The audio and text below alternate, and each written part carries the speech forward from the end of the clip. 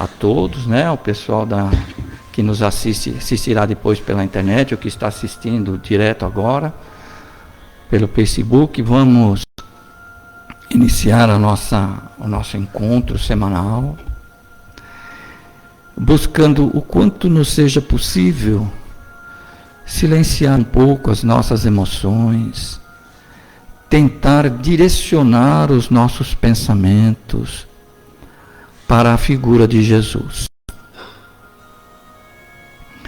Ao lado de cada um de nós encontram-se os bons espíritos, os trabalhadores desta equipe abnegada,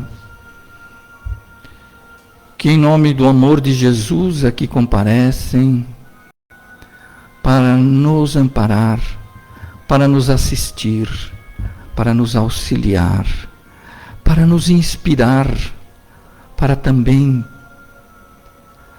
ampliar, dilatar a nossa capacidade de compreensão, para que melhor e mais facilmente possamos compreender e fixar os conceitos que aqui iremos ver ou rever na manhã de hoje.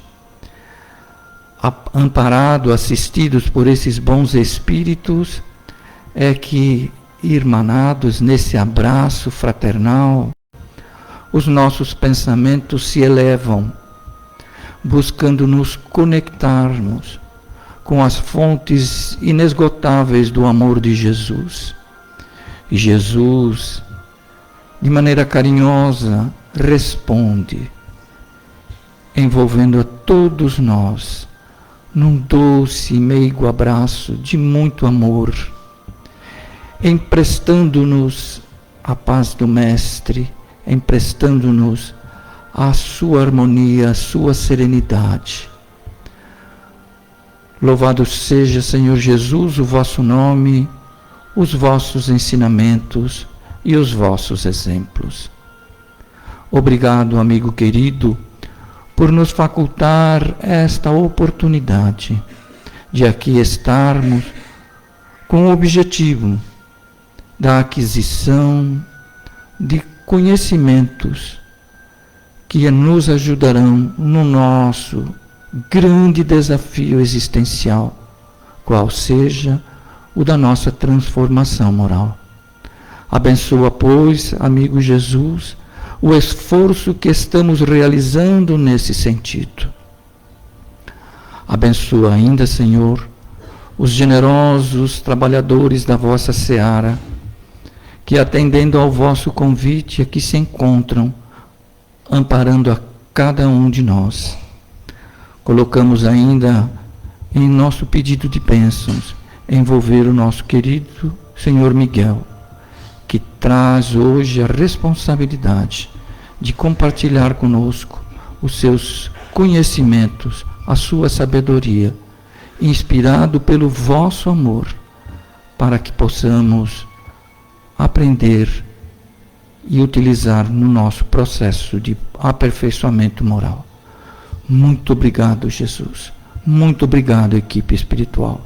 Que assim seja. Hoje o nosso tema é o homem com Jesus. O homem com Jesus.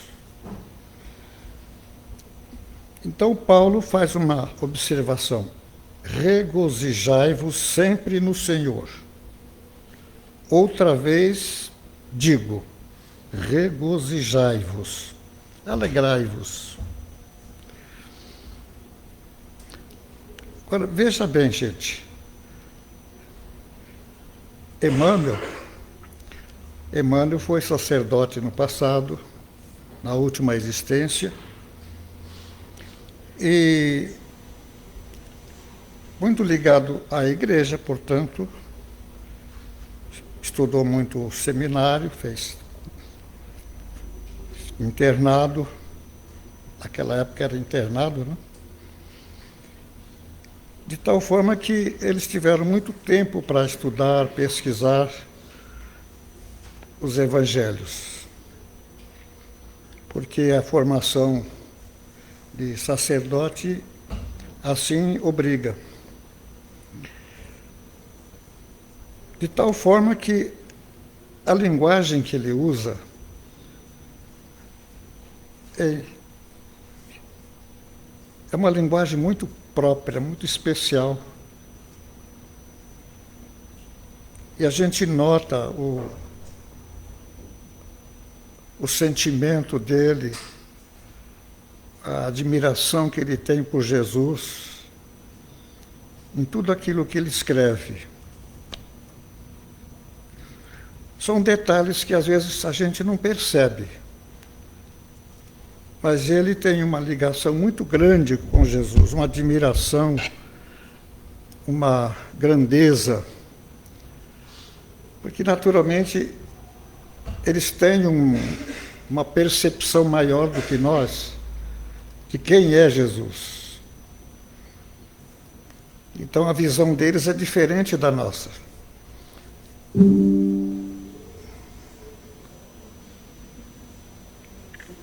Isso não estava no programa. Então, antes de chegar no tema propriamente dito, eu queria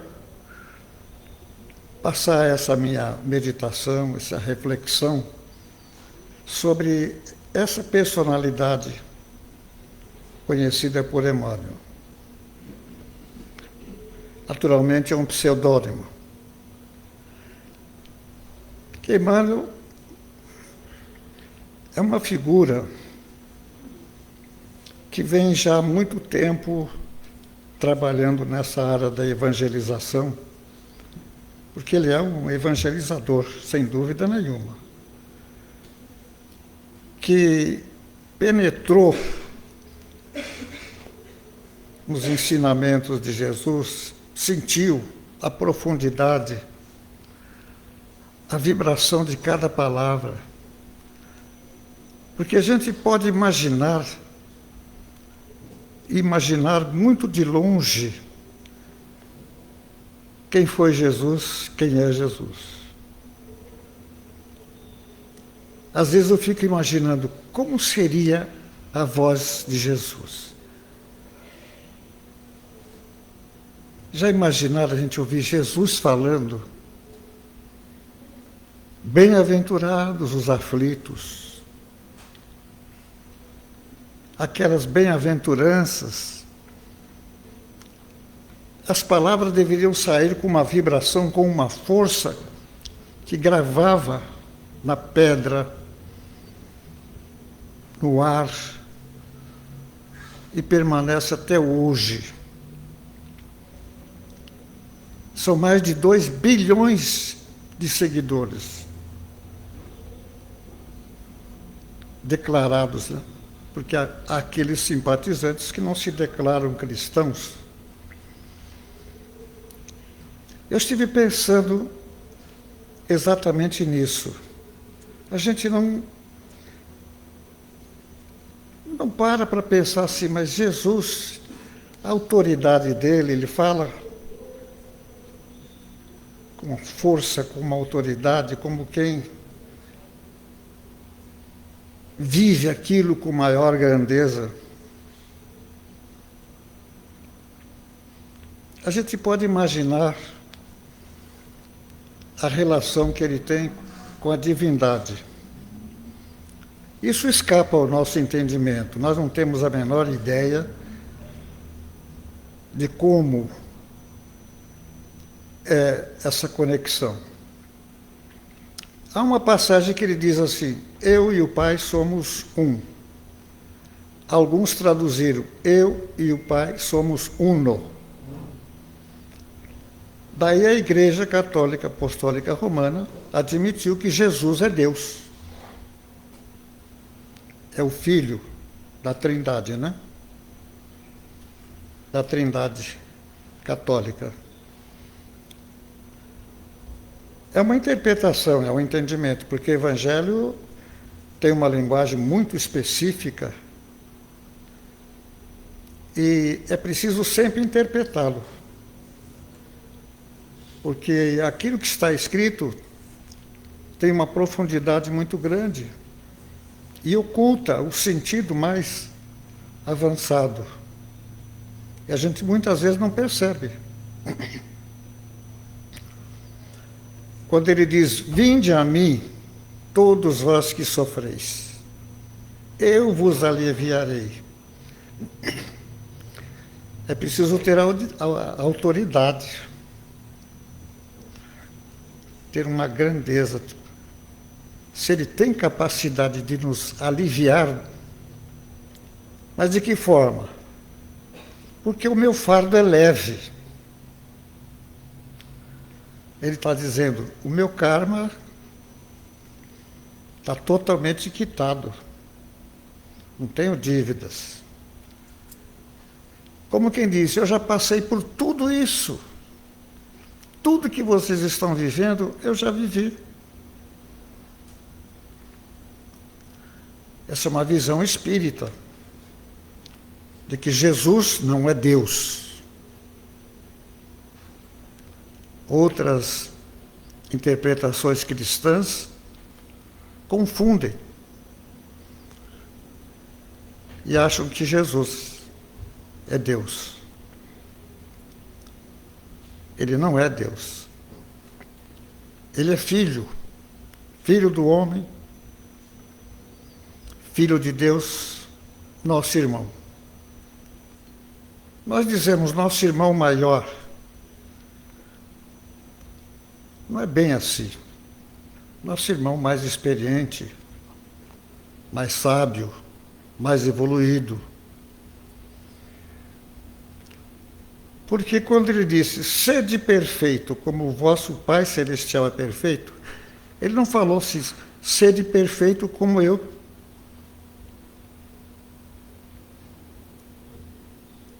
Ele jamais fez essa referência. Sede perfeito como o Pai. O Pai é o modelo. Ele é perfeito. Veja a simplicidade, a grandeza dessa criatura. E quando ele chegava, dizia para Mateus, segue-me. Largava tudo. Era uma força tão grande que ninguém pensava assim, não, mas eu não posso largar tudo. Eu preciso... Ninguém justificava. Todos os discípulos atenderam na hora. Porque tudo isso já estava programado. Eles só estavam esperando ele aparecer e chamar. Por que será? O homem com Jesus. O que significa Jesus para o homem? Qual é a diferença? Qual é a conexão? Qual é a conexão que existe entre nós, a criatura humana, e Jesus? Então, essa ligação é muito forte, tem raízes profundas que nós ignoramos. Porque no além é a mesma coisa, e mais ainda, mais intenso. Agora, por que Jesus não é universal? Há outros grandes líderes religiosos que têm seguidores até em volume maior, budismo, islamismo. Mas a nossa visão espírita, ele é o supervisor, é o coordenador de tudo isso. De todos os espíritos que vieram à Terra, que estiveram aqui no nosso planeta, ele é o mais evoluído, o espírito mais iluminado. Mas ele sempre foi aquela personalidade que transmitia com uma força, com uma autoridade que ninguém contestava. A força moral muito grande, a autoridade moral. Agora, imaginem onde ele estava e veio à Terra, há 2.000 anos atrás. A humanidade era bem mais atrasada, mais violenta, mais ignorante. Não tinham a visão que nós temos hoje, graças à evolução, ao progresso, o entendimento mais avançado. Está longe da perfeição, mas estamos caminhando. Muita coisa que a gente cometia no passado, muitas barbaridades, violência, guerras, ainda existem. Mas tem certos protocolos, certa ética, que ainda não é o ideal. O ideal é que a guerra seja totalmente banida da face da terra. Não faz o menor sentido. Somos todos irmãos, filhos do mesmo Deus. A humanidade toda é uma família. Então, para a religião penetrar na alma, no coração das criaturas, da nossa alma, às vezes demora séculos, milênios. É um amadurecimento. O processo evolutivo é muito lento nesse sentido de captar toda a verdade. A verdade sempre foi muito questionada. Pilatos perguntou a Jesus: e o que é a verdade? Jesus não disse nada. Ele estava diante da verdade. Eu sou o caminho, a verdade e a vida. Ninguém vai ao Pai senão por mim. Não exatamente pela pessoa dele, passar por ele, mas aquilo que ele veio trazer.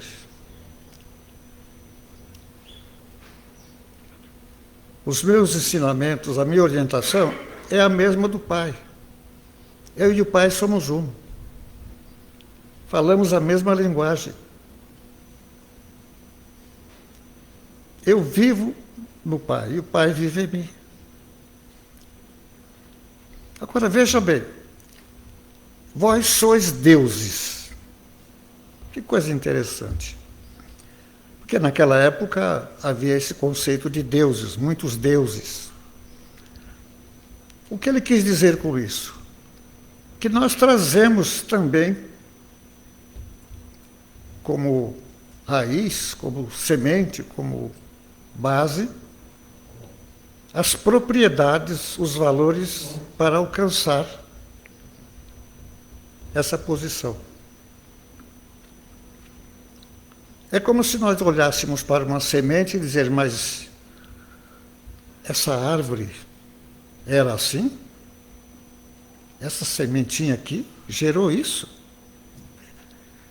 Um milagre, é impossível. A gente não para refletir. Uma semente, uma laranja, por exemplo, para laranjeiro, uma semente,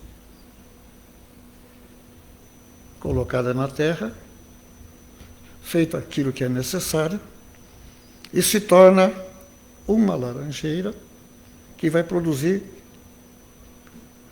talvez milhares de laranjas com mais sementes. Isto é um milagre. Isto é algo fantástico, deslumbrante. A gente não percebe. Chupa laranja, joga fora. Vocês já imaginaram o sabor de cada fruto? A diversidade de seres que existem na face da Terra. Quando eu vejo um bichinho caminhando, eu fico olhando para ele e falo, meu Deus, ele tem vida, ele tem direção, ele sabe onde encontrar comida. Ele também é uma criatura do Criador, quem sou eu para matá-lo, para destruí-lo?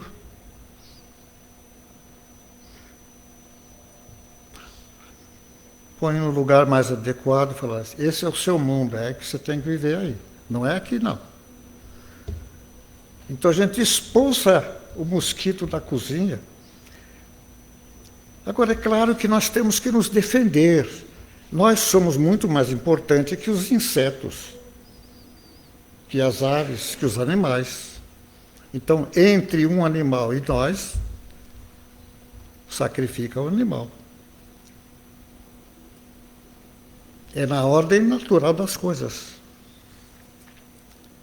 Mas então a própria vida em si é um milagre permanente. E Jesus se referiu a isso. Olhai as aves do céu. Ele sempre falava assim, né? A parte de cima, o céu. Olhai as aves dos céus. Elas não plantam, não colhem, não têm celeiro, não ajuntam, preocupadas assim, bom, mas existem certas aves que fazem isso, que enterra, né? Enterra a semente, caroço, a coisa. Aí também manifesta a inteligência, a preocupação do futuro.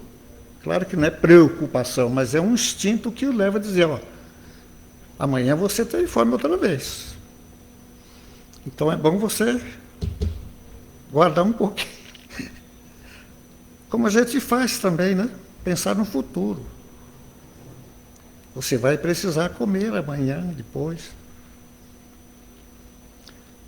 Então só isso, gente, bastaria para nós sermos de uma devoção imensa.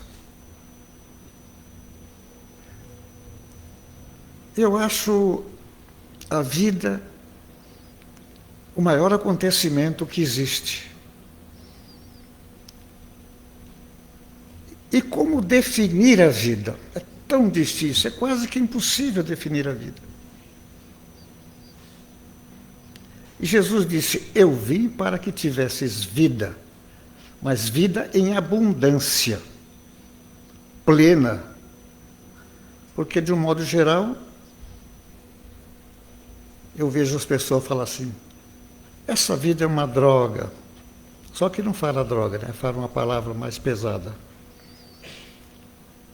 A humanidade, o ser humano, não vale nada, ninguém...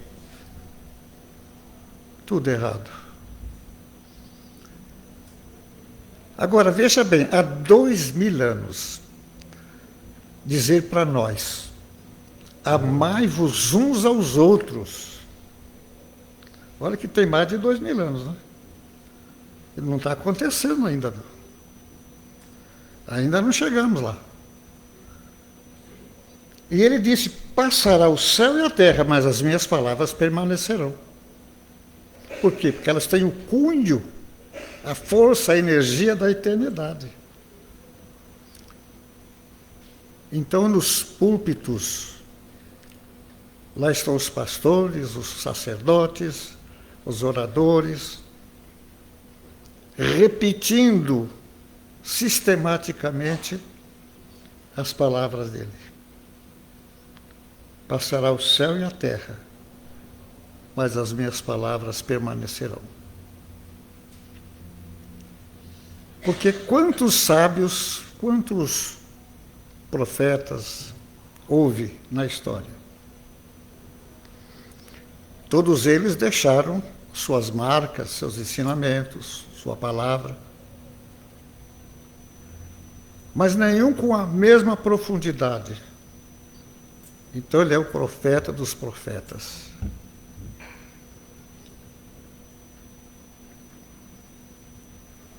São reflexões que nós precisamos fazer. Porque a vida não é só isso que se vê, é muito mais. A gente está vendo uma pontinha, uma parte pálida e simples da vida. A vida é muito mais. E é indestrutível.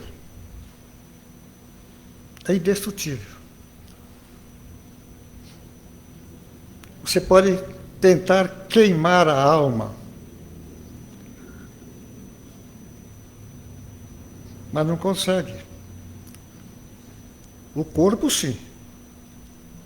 Ele é transitório, ele tem um vencimento, segue uma trajetória material, tem suas leis. Isso nós estamos vendo sempre através daquilo que chamamos de morte, que é justamente a devolução do corpo que nos foi cedido para esta experiência, mas que vai ter que ser devolvido à Mãe Natureza, de onde ele veio. Porque todos os elementos químicos que tem no nosso corpo, 100 e tantos, tem na natureza. Todos. Então nós somos produto, fisicamente falando, nossos corpos, da Terra. Somos filhos da Terra. A composição de todo o nosso invólucro carnal é da natureza, é da Mãe Terra. Como ele tem vencimento, quando chega a hora, nós temos que devolvê-lo. Ora, pensando assim, a vida fica muito mais leve. Por isso que Jesus disse: conhecereis a verdade e ela vos libertará. Do quê? Do medo, da insegurança, do sofrimento, de tudo aquilo que caracteriza o modo de ser do ser humano. A dúvida, o medo, que também faz parte do processo evolutivo. É necessário ter dúvida, ter medo. A preservação do corpo, da vida do corpo. A dor faz parte também. Já pararam para pensar o que é um ser humano, uma criatura humana? É uma coisa extraordinária. Nós somos essa obra-prima da divindade. Essa relação, essa conexão, Jesus com o homem. O homem, o gênero, né? Espécie humana. Hoje se destaca muito também, né? O lado feminino, que foi crescendo, porque lá atrás, no começo, era só o homem. O gênero só homem. Só existe um gênero na Terra, o gênero masculino. Agora, é claro que o gênero é humano. Tanto faz ser homem como mulher. Macho como fêmea. É da natureza. Mas parece até que... Parece não, é verdade. Há uma primazia do ser masculino. Desde o começo. Lá na história. As figuras de Adão e Eva. Já prestaram atenção na representação de Eva com relação a Adão? O comando, a iniciativa é sempre masculina. Então a mulher vem conseguindo aos poucos, através da evolução, do trabalho, da dedicação, do esforço de muitos espíritos femininos. Se é que existe espírito feminino, não é porque espírito não tem sexo. Segundo Allan Kardec perguntou aos espíritos, ele falou que não. Não como entendeis. Ele falou assim. O espírito não tem sexo, da forma como vocês entendem o sexo. Porque existe essa natureza maternal. Porque há uma diferença enorme. Se nós formos fazer uma comparação entre homem e mulher, nós vamos ver que o homem depende da mulher, até para nascer, principalmente. O começo da vida material, do corpo, quem traz para nós? Quem nos cede? A mãe. A mãe é que é a matriz. Porque poderia ser os dois. Poderia ser um ser híbrido, sei lá. O homem podia ter filhos, a mulher também. Era só ter um organismo parecido, com a mesma estrutura.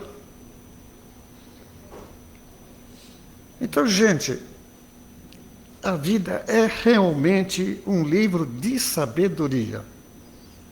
Passem a observar as coisas, a olhar os lírios do campo, as aves do céu.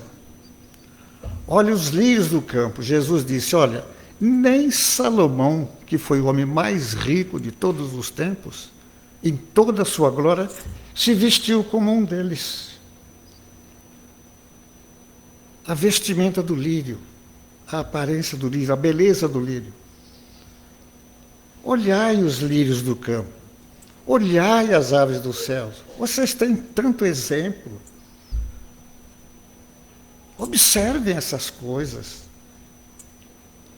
Tudo isso é obra da sabedoria divina.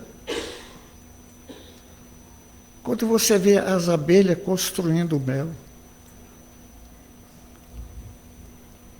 ela usa o quê? Uma pequena parte do mel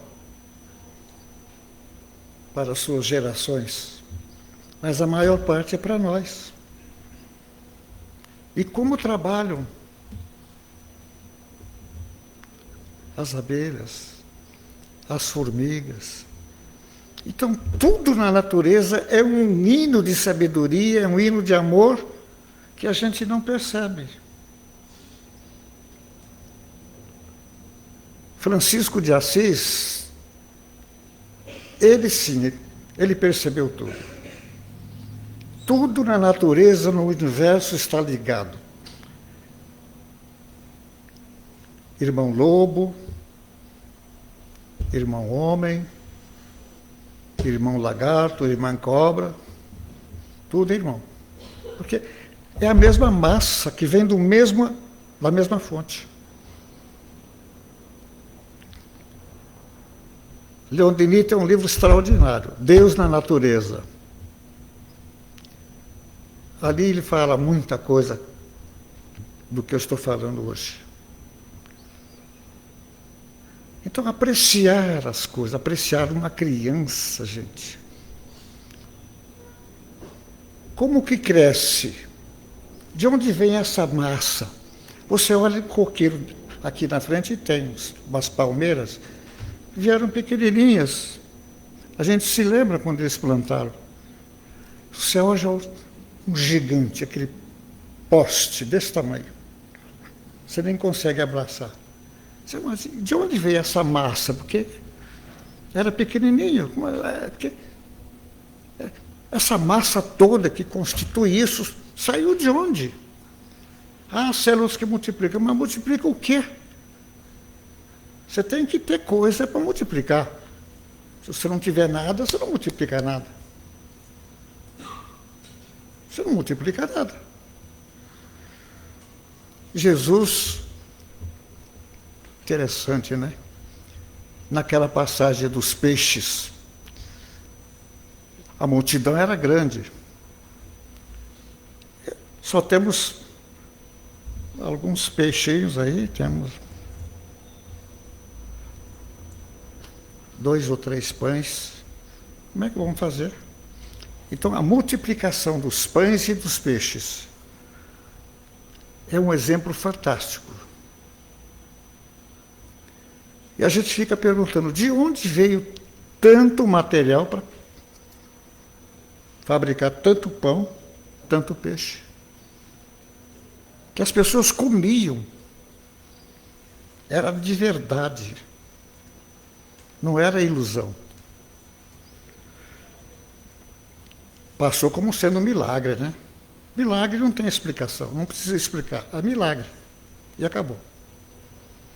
É aquilo que não tem explicação. Mas para as leis divinas, para as leis naturais, tem uma explicação.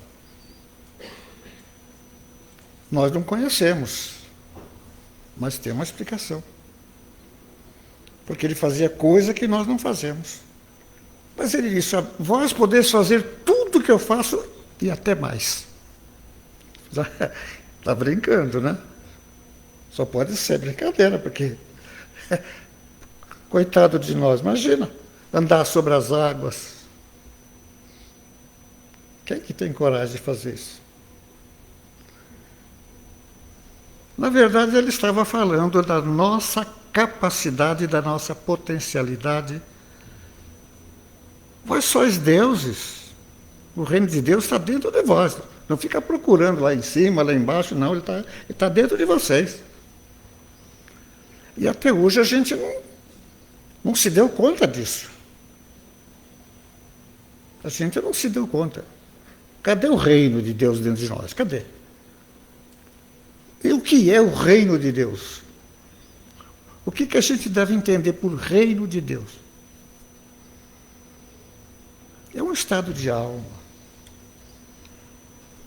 É um estado de alma, é o alcance de um grau evolutivo que permite dominar a natureza, manipular a natureza. Então nós sabemos que através das materializações as coisas acontecem. Há a possibilidade de manter, de construir no grande armazém da natureza. Então a Terra, nós sabemos, é pequenininha.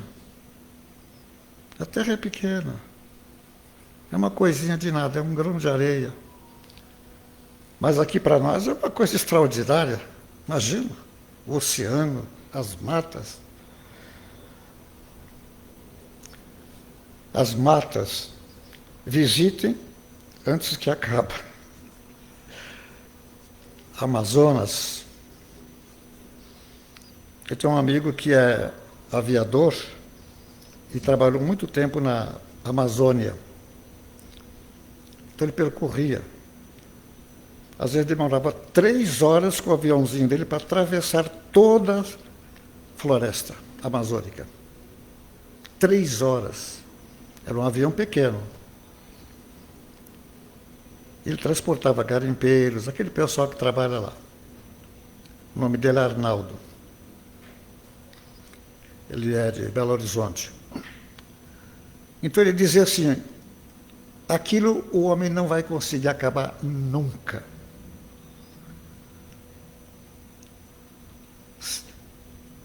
A Amazônia é indestrutível.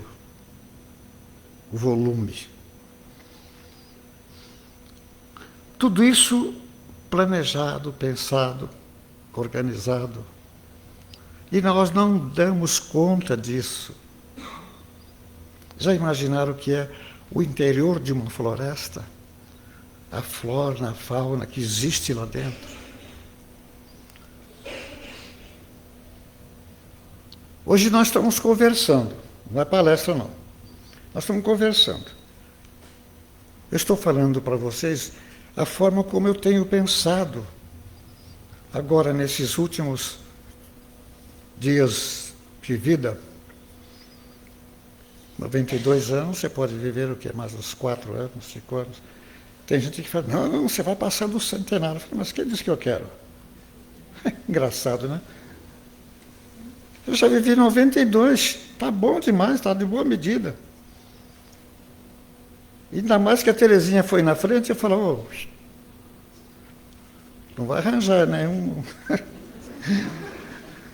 Já pensou chegar lá e falar assim, ó, Miguel, quero te apresentar o amor da minha vida. Falou assim, o quê? Quem é? No céu não se casa e não se dá em casamento, disse Jesus. O problema de casamento é aqui na terra. Lá existem uniões afins, simpatia, amor, ligações mais profundas. Mas por causa da reprodução, não há necessidade, entre aspas, né? Necessidade do ato sexual. Existem outras formas de manifestar o amor, que a gente desconhece. Chega, né? E afinal, né? Bom, aqui o tema é o homem com Jesus, quer dizer, nós falamos bastante de Jesus e do homem, não falamos? Tá bom. Fazer a prece? Costumam fazer prece aqui, é? É hábito da casa, né? Então vamos orar. Nós só temos gratidão. Gratidão à vida. A gente vê a manifestação de Deus na natureza. O sol brilhando, as nuvens, a chuva, o mar. É uma pequena demonstração da grandeza de Deus. Senhor, dai-nos a força,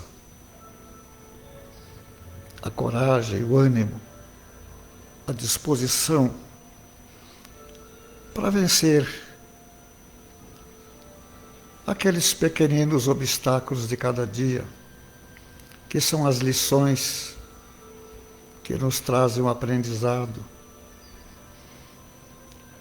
que nos obriga a buscar meios de solução, desenvolvendo a inteligência. Todas as dificuldades não são problemas, são caminhos da evolução, exercícios, aprendizado, planejado pela própria vida, pelo Criador. Buscai e achareis, batei e dar-se-vos-á, abrir-se-vos-á. Eis os ensinamentos de Jesus. Buscar, bater, ir atrás, não ficar de braços cruzados, esperando acontecer. Ide.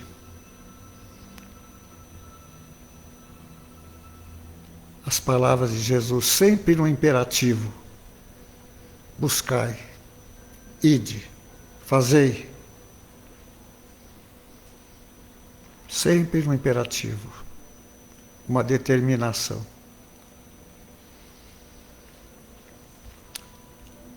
Senhor da vida, ilumina a nossa consciência, para que nossos atos sejam a representação dos seus ensinamentos. Agradecemos tudo que recebemos, tudo que a vida nos tem proporcionado, mas, sobretudo, o conhecimento da doutrina espírita que nos abre os olhos da alma para compreender as coisas. O próprio Evangelho, decifrar os seus grandes enigmas.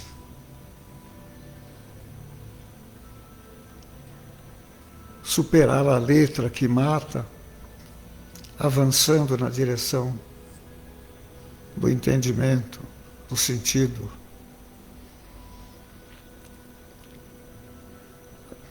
Somos gratos a todos os benefícios que a vida nos tem proporcionado, inclusive esse momento, esse local, essa instituição que nos abriga.